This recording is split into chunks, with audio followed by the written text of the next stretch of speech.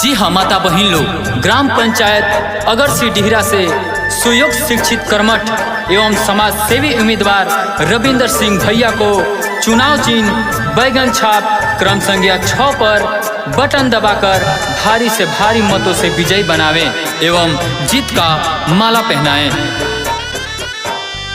बैगन छापबा निशानिया बटन दिहा हो दबाई, बटन दिहा हो दबाई।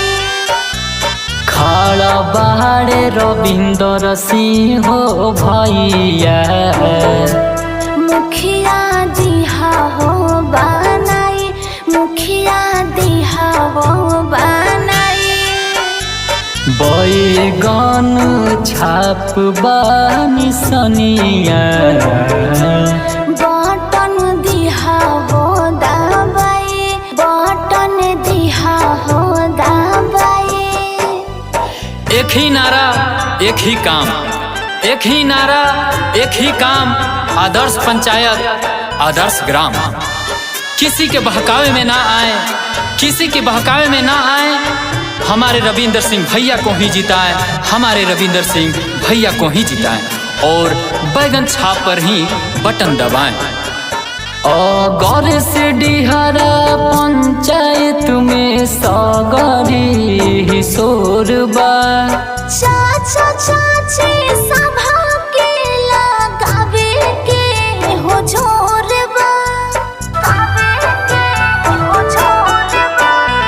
भैया भाभी करी हाथ जोड़िया, सबके दिहा हो बताई, सबके दिहा हो बताई।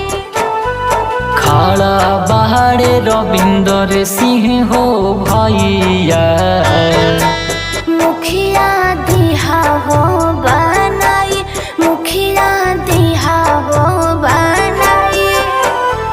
6 नंबर वाला सुना चाचा, बटन दिहा हो दबाई, बटन दिहा हो दबाई। जन जन की है यही पुकार, जन जन की है यही पुकार, रविंदर भैया अब की बार, रविंदर भैया अब की बार। किसी के बहकावे में ना आना है, बैगन छाप पर ही बटन दबाना है। आप सबका अपना चुनाव चिन्ह बैगन छाप, बैगन छाप, बैगन छाप।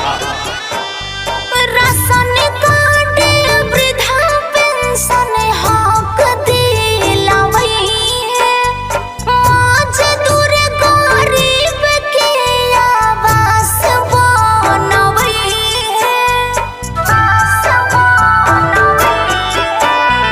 दादा दादी सुनीला बचनिया, विजयी दिहा हो दिलाई, विजयी दिहा हो दिलाई। खड़ा बाड़े रविंदर सिंह भैया, मुखिया दिहा हो बनाई, मुखिया दिहा हो बनाई। बैगन छापबा निशानिया